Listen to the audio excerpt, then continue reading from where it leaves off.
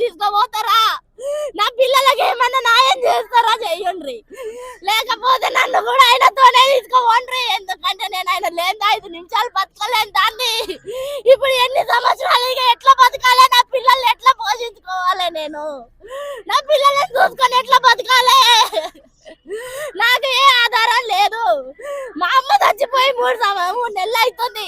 ఇక్కడనే నా అమ్మ కూడా అన్నతో సావే చచ్చిపోయింది. నా అమ్మకు కూడా దిక్కు లేకుండానే చచ్చిపోయింది. ఎవరు వెనక ముందు లేకుండా.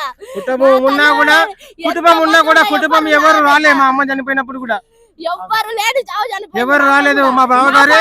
మా బావగారు ముందుండి మాకు చేసిండు. మా అమ్మగారు సావు కూడా నా భర్త ముందుండి నా అమ్మ సాగు చేసిండు. ఆ రోజు నా భర్త అందరి దగ్గర సాయం అడిగి నా భర్త నా అమ్మ సాగు చేసిండు. ఇప్పుడు నా అమ్మ దగ్గరికి ఆయన పోతున్నాడు. మాకు చుట్టరికం ఉంది, చాలా పెద్దగా ఉంది. కాకపోతే మాకు పలుకుబడి లేదని చెప్పి నా అమ్మ దగ్గరికి కూడా ఆయన పోతున్నాడు. అయ్యా మీకు దండాలు చేస్తా, నా పిల్లలకి దారి చూపెట్టుండ్రి అంతే. నేను ఏది అడుగుతలేను, నా పిల్లలకి దారి కావాలి.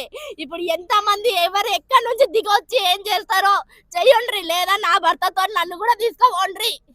నానంతా ప్రభుత్వానికి కోరుకుంటున్నా. ఇప్పుడు నాకు అదే కావాలి.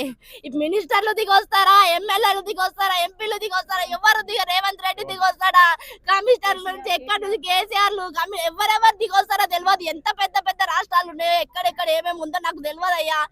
నాకు ఏం చదువుకున్న దాన్ని కాదు, నేనేమి చేసిన దాన్ని కాదు.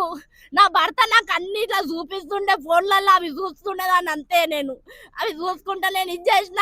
వాళ్ళు ఎవ్వరు మనకి తర్వాత ఏ సహాయాలు చెయ్యరు. ఎంతమందిలో చూపించిండు ఇట్లా, ఇగో చూడు పాపం వాళ్ళ కుటుంబాలు ఎట్లా అయిపోతున్నాయి అన్న భర్త నాకు అన్ని చూపిస్తుండే ఫోన్లలో, అన్ని వీడియోలు చూపిస్తుండే. నాతో ప్రేమగా ఉంటుండే. కానీ ఇప్పుడు నాకు లేకుండా పోతే నేను ఎంత చచ్చిపోవాలి? నేను రోజు రోజు గడియకి నా ప్రాణం ఎక్కడ పోవాలి? ఆయనతో నేను ఎక్కడ పోవాలి? ఆయన లేని బతుకు నేను ఎట్లా బతకాలి? ఇప్పుడు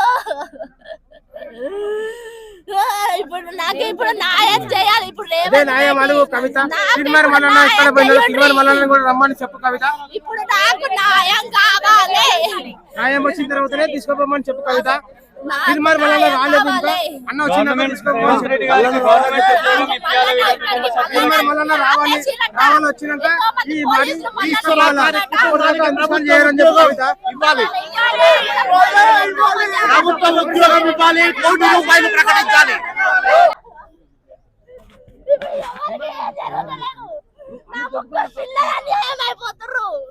నా ముగ్గురు పిల్లలకి న్యాయం చేస్తలేరు. ఇప్పుడు ఇంతమంది మీడియాలో వచ్చారు, ఇంతమంది అందరు పాటలు పాడుకుంటా, ఎన్నో చప్పలు కొట్టుకుంటా నా భర్తను తీసుకుపోతారు.